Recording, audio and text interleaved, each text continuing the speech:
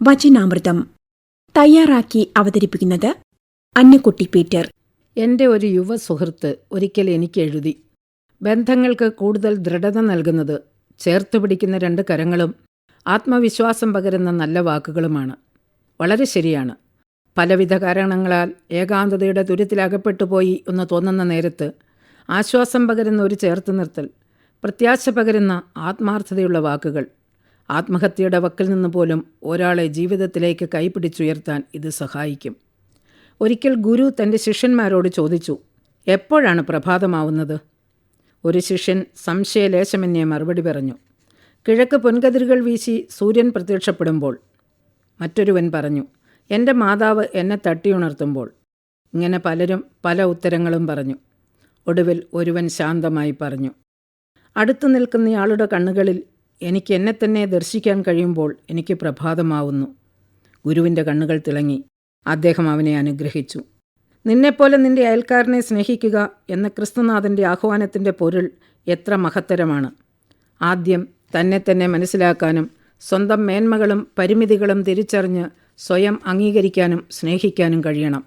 അപ്പോൾ അപരനെയും ഉൾക്കൊള്ളുവാൻ പാകത്തിൽ മാനസിക ചക്രവാളം വികസിക്കും. സ്വയം തിരിച്ചറിയാൻ കഴിയാത്തതുകൊണ്ടാണ് സ്നേഹം സ്വാർത്ഥതയായി രൂപാന്തരം പ്രാപിക്കുന്നത്.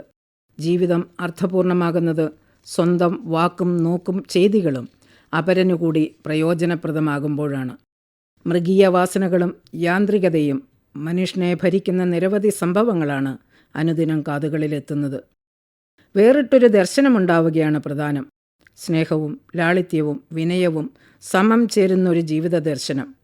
അപ്പോൾ ഓരോ ദിവസത്തിനും ഒരു പ്രത്യേക ചാരുത കൈവരും.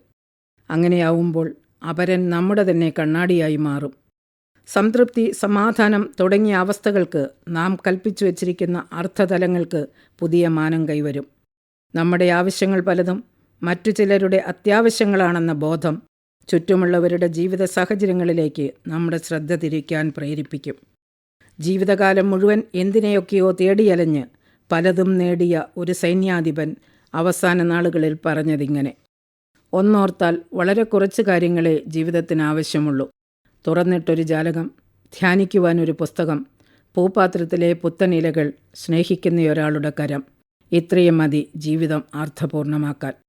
മക്കളെ വേണ്ടതുപോലെ സ്നേഹിക്കാനും ലാളിക്കാനും നേരം കിട്ടാതെ ജീവിതകാലം മുഴുവൻ മക്കളുടെ ഭാവി സുരക്ഷിതമാക്കാൻ വേണ്ടി അധ്വാനിക്കുകയും അലയുകയും ചെയ്ത് അവശരാകുന്ന വാർദ്ധക്യകാലത്ത് ഒരാശ്വാസവാക്കിനു വേണ്ടി, ഒരു സ്നേഹസ്പർശനത്തിനു വേണ്ടി കൊതിക്കുന്ന എത്രയെത്ര മാതാപിതാക്കൾ.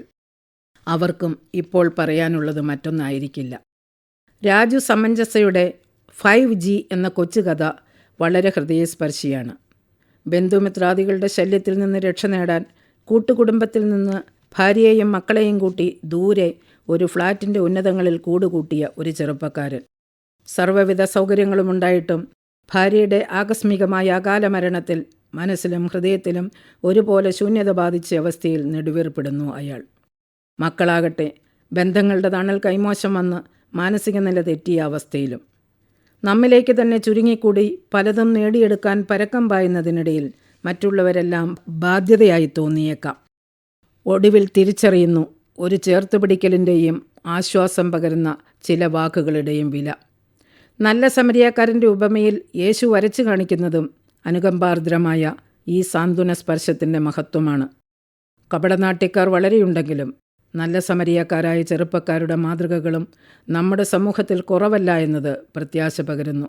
പ്രതിഫലം ഇച്ഛിക്കാതെ സാഹചര്യത്തിനനുസരിച്ച് ഉണർന്നു പ്രവർത്തിക്കാൻ തയ്യാറുള്ള വെളിച്ചത്തുരുത്തുകളായി തീരാനുള്ള ശ്രമമായിരിക്കട്ടെ ഓരോ ജീവിതവും. അന്നക്കുട്ടി പീറ്റർ തയ്യാറാക്കി അവതരിപ്പിച്ച വചനാമൃതമാണ് ഇതുവരെ കേട്ടത്.